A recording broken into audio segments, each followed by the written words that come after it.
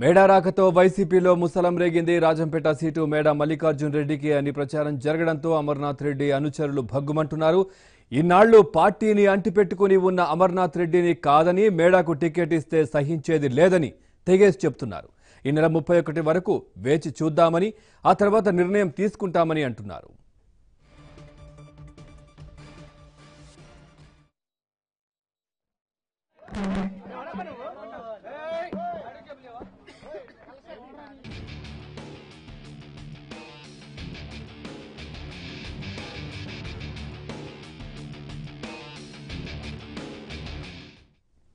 టీడీపీని వీడి వైసీపీలో చేరేందుకు సిద్ధమైన మేడా మల్లికార్జున్ రెడ్డి ఇప్పటికే జగన్ను కలిశారు. ఈ నెల 30న లోటస్ పాండ్లో వైసీపీ తీర్థం పుచ్చుకునేందుకు సన్నాహాలు కూడా చేసుకుంటున్నారు.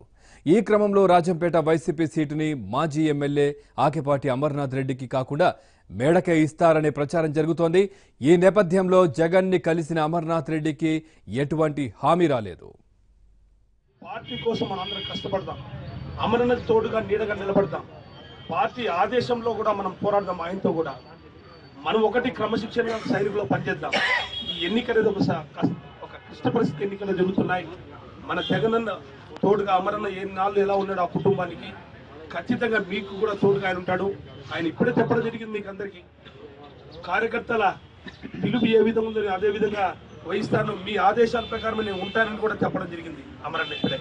అంటే ఆయన ఒకటే మాట ఇంతకుముందు కూడా చెప్పడం జరిగింది, నాకు రాజకీయమే తప్ప నాకు వేరేది లేదు, నా కార్యకర్తలు తప్ప నాకు ఏది, నా కుటుంబం కన్నా నేను ఇచ్చేది ప్రాధాన్యత కార్యకర్తల కోసం, రాజకీయం కోసం.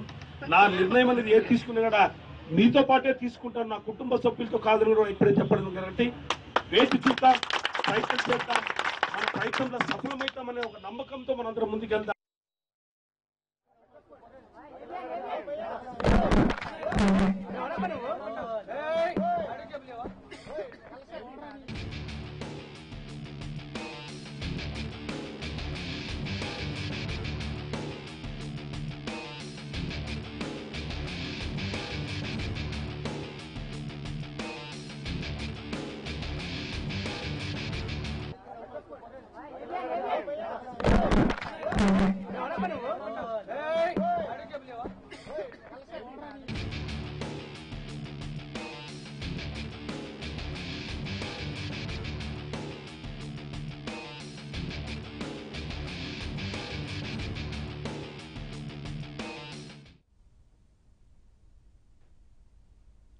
తమ నేతకు టికెట్ దక్కుతుందో లేదోనని అమర్నాథ్ రెడ్డి అనుచరులు కంటతడి పెట్టారు.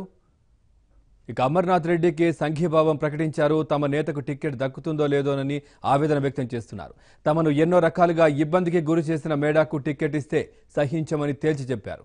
అమర్నాథ్ రెడ్డికే టికెట్ ఇవ్వాలని డిమాండ్ చేశారు.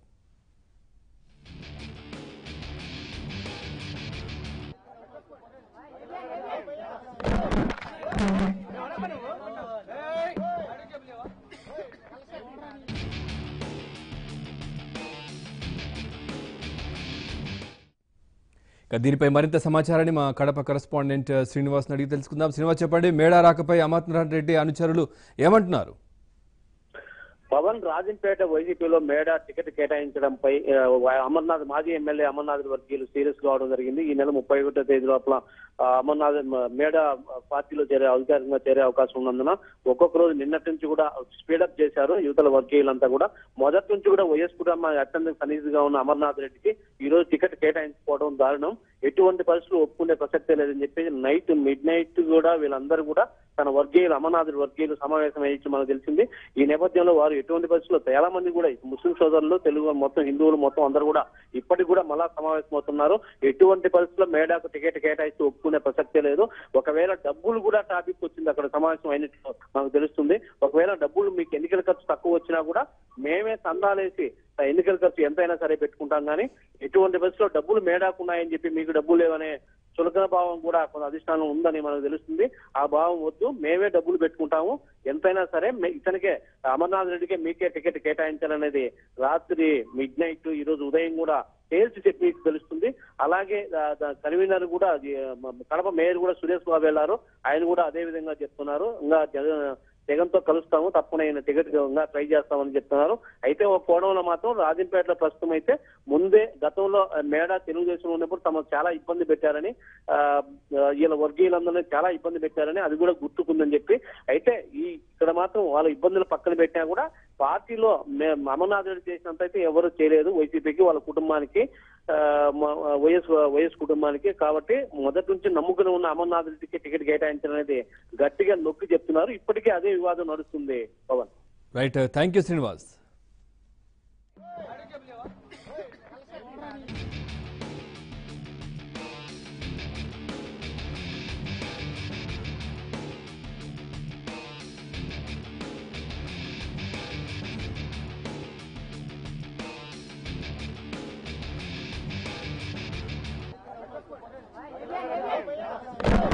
Thank you.